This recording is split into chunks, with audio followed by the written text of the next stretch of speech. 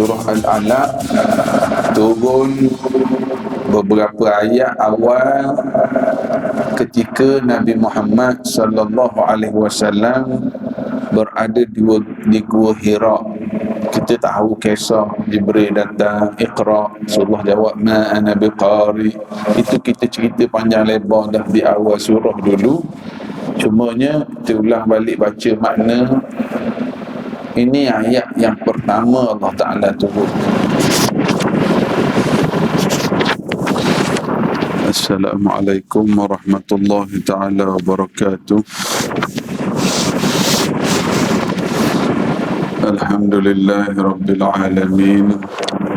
Wassalatu wassalamu ala rasulihil amin wa ala alihi wa sahbihi ajma'in. Rabbi syrah li sadri wa yassir li amri wa hlul uqdatan min lisani yafqahu qawli, amma ba'd. Bismillah.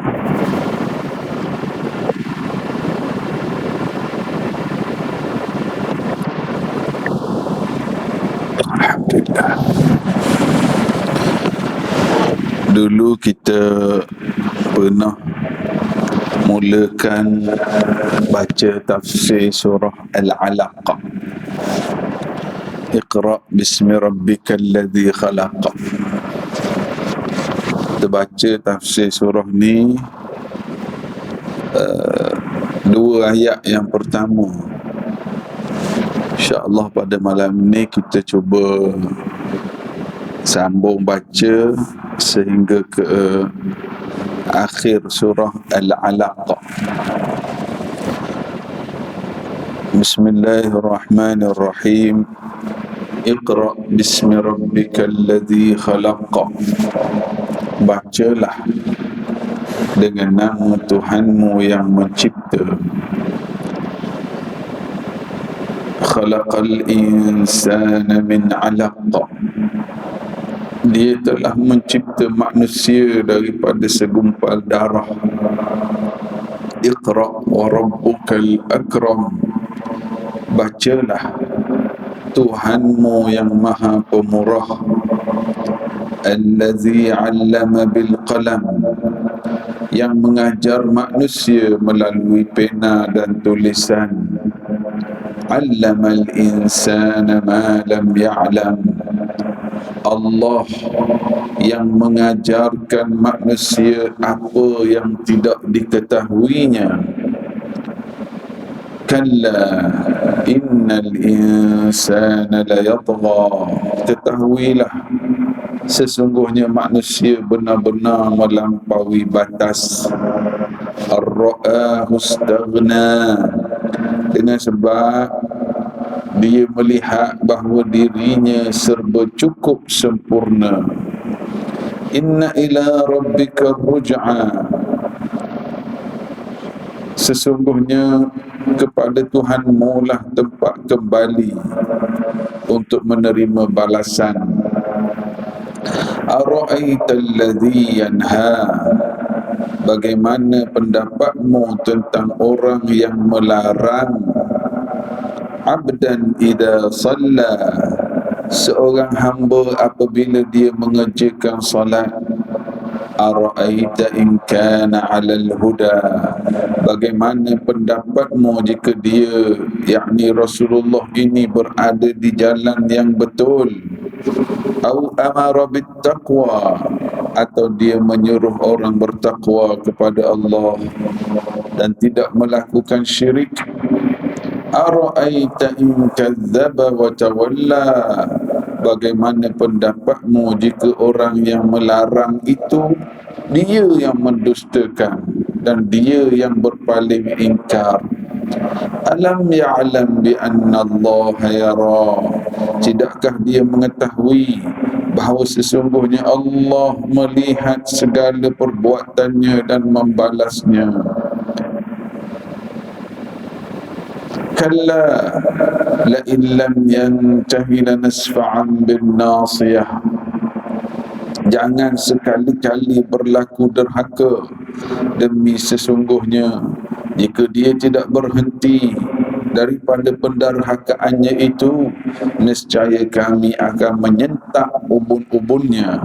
Nasiyatin kadhibatin khati'ah, iaitu ubun-ubun yang berdusta lagi bersalah. Falyad'u nadiyah, maka biarlah dia panggil kumpulannya untuk menyelamatkannya. Sanad'u zabaniyah, kami pula akan memanggil malaikat zabaniyah untuk menyeksanya. Kalla la tuti'hu wasjud waqtarib, ingatlah, jangan engkau wahai Muhammad menurut kehendak mereka, dan sujudlah serta dampingkanlah dirimu kepada Allah Subhanahu wa ta'ala. Ayat yang kita baca ini daripada surah Al-Alaq. Surah Al-Alaq turun beberapa ayat awal ketika Nabi Muhammad sallallahu alaihi wasallam berada di Gua Hira. Kita tahu kisah Jibril datang, Iqra, Rasulullah jawab ma ana biqari. Itu kita cerita panjang lebar dah di awal surah dulu. Cumanya kita ulang balik baca makna. Ini ayat yang pertama Allah Ta'ala turunkan. Dan pertama sekali kalimah Iqra, baca, menunjukkan Islam adalah agama yang memuliakan ilmu. Islam adalah agama yang menitik beratkan pembacaan. Sebab ilmu, antara cara yang paling utama untuk dapat ilmu ialah dengan pembacaan. Baca dalam kitab, baca dalam website kalau zaman sekarang, baca dalam buku, baca. Dan setiap ilmu yang dibaca, ada ilmu agama, geografi, astronomi, oceanologi, apa saja ilmu yang dibaca, hendaklah Bismi rabbikal ladzi khalaqa, dengan nama Tuhanmu yang mencipta. Kita tegang dah dulu, khalaq, yang mencipta. Sebab apa tidak ada selepas itu mencipta apa? Cipta manusia, cipta langit, cipta bumi. Tapi disebut bacalah dengan nama Tuhanmu yang mencipta. Cipta apa? Jadi fill in the blank. Apa saja, semuanya dicipta oleh Allah Subhanahu wa ta'ala. Setiap kali kita belajar ilmu geografi, Allah yang mencipta kerak bumi, gunung berapi, apa semua. Ilmu astronomi, Allah yang mencipta. Ilmu biologi manusia, embriologi, Allah yang mencipta. Dan ia bermula dengan khalaqal insana min 'alaq, Allah yang mencipta manusia daripada segumpal darah. Ni pun kita tegang panjang lebar dah dulu, bagaimana ilmu sains moden dalam ilmu kejadian manusia tentang embriologi, stages, perkembangan itu exactly sebagaimana Quran sebut. Mana Quran mendahului ilmu sains moden pada hari ini. Iqra wa rabbukal akram, bacalah dalam keadaan Allah Tuhanmu yang sangat mulia, yang sangat pemurah. Allah yang, kalau Allah ni nak berkira dengan manusia, orang yang tak beriman seberat sayap nyamuk tu, nak minum setitik air tak boleh. Tapi Allah maha pemurah, maha mulia. Orang beriman dapat, orang tak beriman pun boleh seduh oksigen juga. Boleh juga. Ini rahmat Allah, beri peluang pada mereka untuk menilai. Allah alladhi 'allama bil qalam, Allah yang mengajar manusia, yang mengajar dengan qalam. Subhanallah, segala ilmu. Dan kalau huruf penulisan, kalau bahasa Arab ataupun huruf hijaiyah yang merakumi seluruh penulisan ilmu, tamadun Arab, tamadun Islam, Islam membentuk tamadun. Ulama-ulama menulis buku, bahkan algebra, Ibnu Sina dalam bab perubatan ditulis dengan tulisan huruf hijaiyah ni. Berapa huruf tuan-tuan? Huruf hijaiyah ada berapa ketul? Oh, nak kira alif, ba, ta, sa, jim, ha, 28 huruf ini. Segala jenis ilmu, buku. Kalau Imam Nawawi karang kitab Majmu', berapa jilid kitab karang, kita baca pun tak ada habis satu jilid. Dia tulis itu baru ilmu satu, dan ilmu semuanya yang ditulis dengan 28 huruf ini. Pelbagai ilmu ditulis. Alladhi 'allama bil qalam. Allah Ta'ala mengajar manusia ilmu itu disebarkan melalui penulisan.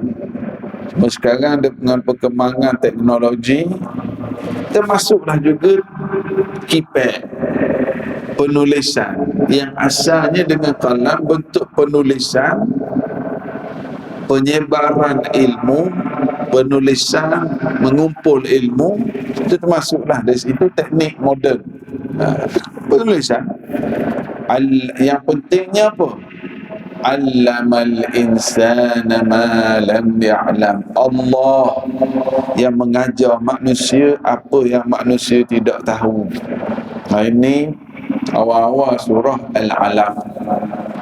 Islam sangat menitik beratkan bab ilmu, tapi Nabi Muhammad sallallahu alaihi wasallam sendiri tak reti membaca, tak reti menulis, yang disebut sebagai ummi. How come? Macam mana Nabi Muhammad? Semua orang tahu Muhammad ini tak reti membaca, tak reti menulis, tapi ayat-ayat ini dibawa oleh Muhammad dan ditulis oleh para sahabat. Para sahabat ambil dari mana Al-Quran? Daripada Nabi Muhammad. Dan Muhammad tak reti membaca, tak reti menulis, macam mana? Ini automatically menolak dakwaan Quran itu direka oleh Nabi Muhammad. Sebab Nabi Muhammad pun tak boleh nak menulis. Automatically menolak dakwaan Muhammad ni. Mungkin dia baca daripada buku-buku Rom, Parsi, ketamadunan, dia pun reka Quran. Tak boleh, sebab Muhammad pun nak baca tak reti. Dan ini khususiyah, keistimewaan Nabi Muhammad sallallahu alaihi wasallam. Jangan pula kita dengar gini, oh Nabi Muhammad ini tak reti baca, tak reti menulis, kita pun anak kita kat sekolah tu suka berhenti semua, supaya anak kita tak pandai baca, tak pandai menulis. Tak. Ini khusus untuk Nabi Muhammad sallallahu alaihi wasallam. Ayat ini galakkan ilmu, baca, menulis, menguasai ilmu. Kalla. Kemudian baru sambung. Tadi tentang ilmu, pengetahuan, penyebaran ilmu. Kemudian sekarang baru sambung cerita tentang manusia yang melampaui batas. Apa yang dilalui oleh Nabi Muhammad sallallahu alaihi wasallam di Mekah. Kalla innal insana la yatgha. Ingat, sesungguhnya, ketahuilah, sesungguhnya ada manusia yang melampaui batas. La yatgha, tagha ni asal maknanya, kalau air gelas besar ni diisi penuh pun isi lagi, melimpah keluar, itu dipanggil tagha. Dan dari kalimah tagha inilah terbitnya perkataan taghut, melampaui batas ketuhanan, melanggar perintah-perintah Allah Subhanahu wa taala. Kalla innal insana la yatgha. Ketahuilah, sesungguhnya manusia ini mereka melampaui batas. Sebab apa? Antara sebab manusia ni jadi melampaui batas, kenapa? ar-ra'ahu istaghna, sebab dia rasa dia serba cukup. Abu Jahal, dia rasa dia pengikut ramai, dia ada harta banyak, itu menyebabkan dia tagha. Apabila Rasulullah sallallahu alaihi wasallam ajak orang sembah Allah, tinggalkan penyembahan berhala, Abu Jahal ini melampau, ganggu Nabi Muhammad, seksa orang beriman, dia melampau. Patutnya guna hujah lah, kita tahulah hujah kamu, aku hujah aku, tapi dia melampau, menyeksa menggunakan kekerasan. Sebab apa? Ar-ra'ahu istaghna, sebab dia rasa dia cukup belaka dah. Tentera, askar, polis semua dengan dia, mengikut ramai, duit banyak, dia menjadi la yatgha. Ada manusia yang ikut perangai Abu Jahal. Manusia bila dia ada kuasa, bila ada kekayaan, bila ada pengaruh, dia rasa dia cukup semua, dia yatgha, dia jadi tagha. Dia sudah ada apa? Aku hello je, settle. Ada apa? Aku bayar 50,000, settle. Ar-ra'ahu istaghna. Abu Jahal dia jadi tagha, jadi melampaui batas sebab dia rasa dia ada semua, cukup belaka. Ini masalah, problem. Dan inilah yang perangai orang-orang yang mengganggu Islam, mengganggu dakwah sepanjang zaman. Mereka ini melampaui batas sebab mereka rasa mereka ada tentera, skor ramai, oleh ramai, duit banyak, mengikut banyak, dia buat apa saja yang dia nak buat. Ingat, inna ila rabbika ruj'a. Ingat, sesungguhnya kepada Tuhanmu, kepada Allah, ar-ruj'a, semuanya akan kembali. Yang beriman akan kembali kepada Allah, yang kufur akan kembali pada Allah, yang kaya tu akan kembali pada Allah, yang miskin akan kembali pada Allah, yang tagha, innal insana la yatgha, yang ganggu dakwah, yang fitnah orang, semuanya inna ila rabbika ruj'a, akan kembali pada Allah. Yang sabar, yang kena seksa, yang kena fitnah, sabar, istiqamah, inna ila rabbika ruj'a, semuanya akan kembali kepada Allah Subhanahu wa ta'ala. Sekarang masuk kes. Ara'aita alladhi yanha 'abdan idza shalla. Tidakkah kamu melihat, apakah engkau melihat seorang yang menghalang hamba Allah yang sedang ketika mana ia solat? Siapa yang menghalang hamba Allah ini? Siapa hamba Allah yang dihalang? Yang menghalang adalah Abu Jahal, menghalang Nabi Muhammad sallallahu alaihi wasallam solat. Muhammad solat kat Kaabah menyembah Allah, Abu Jahal datang larang. Inilah makna ara'aital ladzi yanha. Yanha maknanya larang. Abdan idza shalla, larang orang solat, larang. Ini perangai Abu Jahal. Abu Jahal mengganggu Rasulullah sallallahu alaihi wasallam sehingga dia beri amaran, Muhammad, kalau kamu solat lagi, la ata'anna, aku pasti akan pijak-pijak lehermu. Kamu solat, kamu sujud, aku akan pijak kepala kamu. Abu Jahal ganggu. Jadi kita bukan larang solat, kita SOP. SOP ini sebab untuk mengelakkan mudarat yang lebih besar dalam suasana kita berhadapan dengan wabak. Cuma janganlah garang sangat.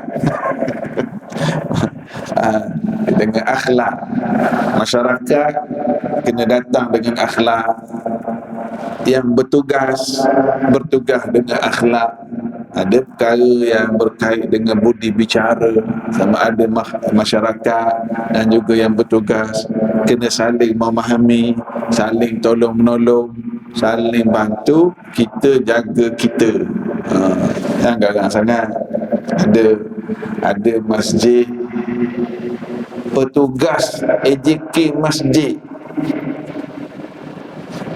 jemaah tu kata datang nak solat, boleh dia tanpa muka AJK masjid. Pemuda, dia budak muda, dia bertugas bantu. Jadi budak muda ni kata, pakcik, kena bawa sejadah, kena pakai mask. Masa baru-baru ni lah, masa awal-awal baru ni, boleh dia tanpa budak tu. Kita nak datang sembahyang. Islam ni bukan solat saja, akhlak pun Islam. Kita nak datang solat, Allah terlupa, pakcik kena sembahyang kat luar. Okey dah, sembahyanglah kat luar, apa salahnya? Jadi dua-dua pihak lah, masyarakat beri kerjasama pada JK Masjid. JK Masjid juga jangan lupa budi bicara. Tapi saya bukan nak kait ni, tapi ada juga yang terlalu berkeras, sampai ialah biar dua-dua pihak kita harmonikan. Yang ni Abu Jahal, yang menghalang Nabi SAW nak solat. Yahudi mengganggu orang Islam solat di Masjidil Aqsa. Ini berlaku. Kalau ada orang yang perangai rasa nak marah, rasa tak seronok melihat masjid diimarahkan, ada yang macam tu. Dia kata, apalah masjid ni, syik buat program, banyak kereta jam jalan kat taman perumahan. Dia marah orang solat. Ini ayatnya. Ara'aita alladhi yanha 'abdan idza shalla. Tidakkah kamu melihat ada orang yang menghalang seorang hamba Allah, yakni Nabi Muhammad sallallahu alaihi wasallam, ketika ia solat. Ara'aita in kana 'alal huda. Apa pandangan kamu sekiranya yang solat itu memang sungguh berada di dalam hidayah Allah, berada dalam petunjuk? Au amara bittaqwa, ataupun yang solat itu sebenarnya mengajak manusia supaya bertakwa, supaya tidak syirik kepada Allah Subhanahu wa taala. Kenapa kamu larang dia? Kenapa? Ara'aita in kadzdzaba wa tawalla.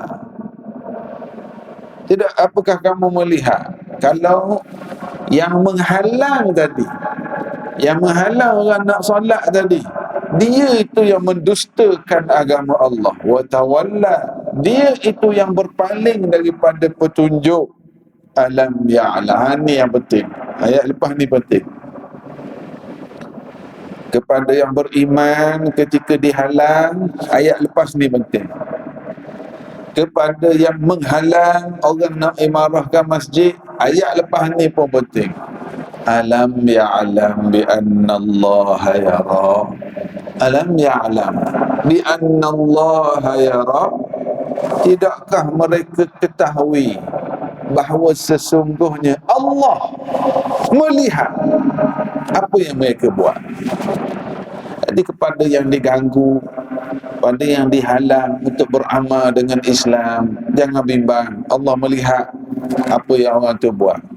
Kepada yang menghalang Nabi Muhammad sallallahu alaihi wasallam nak solat, kepada yang menghalang rumah-rumah Allah ini diimarahkan, alam ya'lam bi anna Allah yara. Tidakkah kamu ketahui bahawa Allah lihat apa yang kamu buat, apa yang kamu rancang? Kalla, jangan sekali-kali buat kerja gitu. La illam yantahi lanasfa'an bin nasiyah. Kalau kamu ni tak berhenti, wahai Abu Jahal, tidak berhenti mengganggu Islam.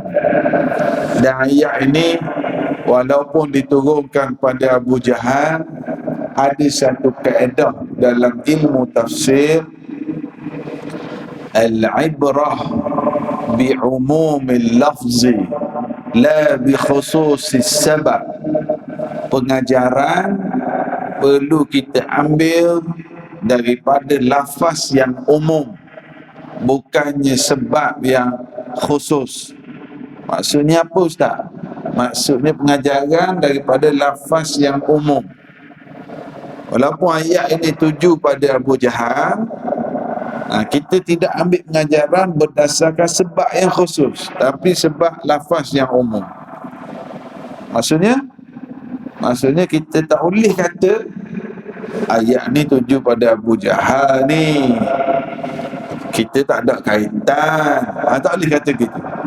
Sebab kaedah ilmu tafsir kata pengajaran diambil daripada lafaz yang umum, bukan sebab khusus. Sebab tu turun kait dengan Abu Jahal, tapi pengajaran diambil dengan lafaz yang umum. La illam yantahi, sekiranya kamu tidak berhenti mengganggu agama Islam. La illam yantahi, sekiranya kamu tak berhenti mengganggu orang duk berdakwah, orang nak solat, kamu tak berhenti, lanasfa'an bin nasiyah, kami akan sentak nasiyah. Nasiyah apa nasiyah? Itu dia tulis apa dalam terjemah tu? Ubun-ubun. Ubun-ubun kan? Dia tulis ni ubun-ubun. Ada terjemahan lain. Dia tulis apa? Ubun-ubun. Tak ada orang bawa English translation. Nasiah ubun-ubun lah. Tapi lebih tepat ni, cerebrum. Apa? Cerebrum. Ya. Ni, frontal bone. Frontal bone. Kataan nasiah. Ayat ni sangat menarik. Kalla la illam yantahi. Ingat, yang ganggu Islam, Abu Jahal, anak cucu Abu Jahal, kalau tak berhenti ganggu Islam, lanasfa'an bin nasiyah, kami pasti akan sentak cerebrum, ubun-ubun kamu. Maksud nasiyah ini adalah frontal bone, kawasan bahagian depan ini akan disentak. Allahu Akbar. Ayat lepas tu, nasiyatin kadhibatin khati'atin. Nasiyah yang mana yang akan disentak? Nasiyah ini, kalau terjemah kat sini, dia kata ubun-ubun si pendusta, kan? Akan disentak ubun-ubun pendusta, ubun-ubun milik pendusta. Itu terjemahan ni. Tapi dari segi bahasa Arab, guru kami masa belajar dulu, dia kata ni dari segi grammar Arab ni, nasiyatin kadhibatin. Nasiyah kadhibatin ini penipu, tapi wordingnya ialah adjektif kepada nasiyah. Jadi terjemahannya ialah nasiyah yang menipu. Dia adjektif dari segi grammar, lafaz tu. Khati'ah yang silap. Dari segi bahasa, dia bukan memberi makna nasiyah milik si penipu, dah, tapi ia memberi makna nasiyah kadhibah, nasiyah yang menipu, yang silap. Faham tak maksud saya? Itu saya tengah berbelit. Okey, sekali lagi. Yang kita baca di sini, nasiyatin kadhibatin, terjemahannya ialah, kita bacalah pinjam, nasiyah atau ubun-ubun pendusta. Jadi diterjemahkan dengan idafah, mudaf wa mudafun ilaih, terjemahan. Tapi lafaz dalam Quran ini bukan mudaf wa mudafun ilaih. Dia pun dah tak apa pula Ustaz, mudaf ilaih. Bukan ubun-ubun milik pendusta, tetapi ia adalah sifat wal mausuf, adjektif. Ubun-ubun yang bersifat menipu, yang bersifat silap buat keputusan. Okey.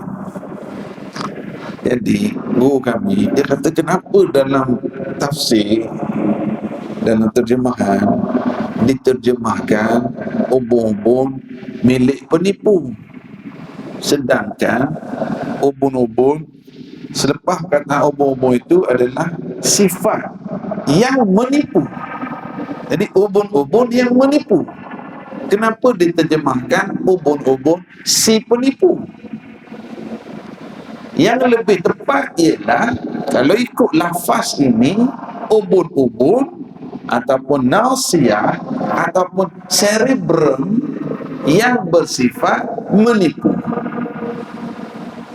Lalu dikaji perkembangan zaman tahun 1800 dulu, 870 something, ada berlaku kes di Amerika, pekerja yang buat rel kereta api ada berlaku kecederaan, batang besi tercucuk dahi dia kat sini, kena di bahagian cerebrum, dan dia tak mati. Dia selamat, ditanggalkan besi. Bila tanggal besi, dia buat rawatan dan sebagainya, akhirnya dia hidup. Cuma selepas dia hidup tu, dia jadi macam tak betul, dan dia berjalan ke belakang, dan dia senyum seorang. Maknanya dari situ mula pakar dalam bidang anatomi, dalam bidang biologi manusia, kaji peranan brain, medula oblongata, cerebellum, ada bahagian imbangan, ada bahagian penglihatan, ada bahagian pendengaran di otak manusia. Di depan ini frontal bone, di bahagian cerebrum, di sini peranan dia apa? Kalau adik-adik kita buku sains disebut menakul. Menakul. Apa maksud menakul? Di bahagian depan inilah yang membuat keputusan. Yang bercakap, kalau dia bercakap bohong, dia mendustakan kebenaran, dia jujur, dia buat keputusan salah, sinilah. Jadi Syekh kami di bidang farmasi, dia kata, uish, kalau begini peranan ubun-ubun bahagian frontal bone ini, kalau begitu sangat tepat dengan ayat Quran, nasiyatin kadhibatin, nasiyah yang menipu, nasiyah yang buat silap. Sebab selama ni dibaca terjemahan nasiyah milik penipu. Jadi kalau kata nasiah itu yang menipu, betul. Dan itulah tepatnya ayat Quran, terjemahan kita. Terjemahan kita, nasiah milik penipu. Sedangkan dari segi wording grammar, bukan terjemahan milik. Ia adalah adjektif. Nasiah yang menipu, yang tersilap. Jadi apabila kajian sains kata bahagian depan inilah yang berperanan kalau nak menipu, nak cakap benar. Sebab tu alat tentera yang dia pasang wayar, kalau kau cakap benar dia ada kesan, dia guna wave. Adalah kaedah dia itu, tapi ia berkait dengan cerebrum, frontal bone ini. Saya tak tahulah, saya terang ni berbelik ke orang faham ke tidak. Ilmu tu betul, tapi mungkin saya yang terang tak jelas. Tapi gitulah, dia dari segi bahasa Arab, bila disebut nasiyatin kadhibatin, terjemahannya ialah ubun-ubun, kalau ikut ni, ataupun bahagian depan otak yang menipu, yang tersilap. Itu terjemahan yang tepat. Ia adalah adjektif, ia adalah sifah wal mausuf. Tak apalah, tapi satu lagi nak beritahu bahawa yang akan disentak ubur-ubur kamu. Kamu kaya, kamu pangkat besar, kamu apa, kalau sentak ubur-ubur habis. Brain death. Tu brain death tu mati. Tapi bahagian ini lah, kalau komputer dipanggil benda chip, nyawa dia. Jadi amarah la illam yantahi, sekiranya kamu tak berhenti ganggu Muhammad, ganggu Islam, akan disentak ubur-ubur kamu. Jadi kalau dah disentak ubur-ubur habis, kamu tak boleh nak buat apa. Kamu badan tough ke, harta banyak ke, sini dah disentak habis. Tak ada orang. Kita ingat almarhum Syekh Ahmad Yasin rahmatullah alaih, yang Palestin dulu, yang lumpuh, duduk atas wheelchair, kaki tak boleh gerak, badan tak boleh bergerak, nak ambil semayang pun tak boleh angkat tangan. Orang tolong ambil semayang dia, tapi nasiah dia hidup. Digeruni oleh tentera Israel, digeruni oleh tentera Amerika. Nasiah dia hidup walaupun fizikal dia lumpuh. Nasiah ni Swiss, Swiss nyala ni nak azan.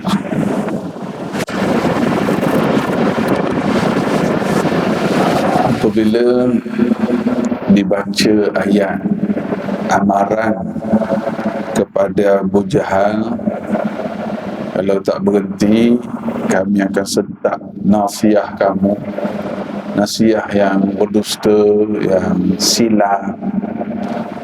Abu Jahal yang sombong, yang taghut tadi, dia kata aku ada ramai pengikut, follower aku ramai, jangan nak cabar aku.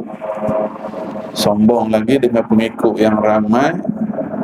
Allah Ta'ala kata falyad'u nadiyah, panggil pengikut bodyguard kamu, panggil falyad'u nadiyah, panggil sanad'u zabaniyah, kami akan panggil malaikat zabaniyah. Kalau kamu betul-betul panggil nak lawan Muhammad, nak lawan, nak cabar Allah, kami akan panggil malaikat zabaniyah. Bila Abu Jahal dengar amaran ini, mereka tahu, mereka bila sebut malaikat zabaniyah ini ditakuti oleh mereka, oleh orang Arab. Lalu Abu Jahal tak jadi nak bertindak. Kalla wahai Muhammad, tahwilah, la tuti'ahu, janganlah ikut dia, yang duduk halang kamu, yang larang kamu solat, yang larang kamu bawa Islam, kamu ajak orang menyembah Allah, yang menghalang kamu itu, la tuti'hu, jangan taatlah pada dia. Wasjud waqtarib, sujudlah kamu kepada Allah, solatlah kamu kepada Allah. Waqtarib, teruskan mendekatkan diri kepada Allah Subhanahu wa taala. Wallahu a'lam bissawab. Subhanakallahumma bihamdika asyhadu an la ilaha illa anta astaghfiruka wa atubu ilaik. Assalamualaikum warahmatullahi wabarakatuh.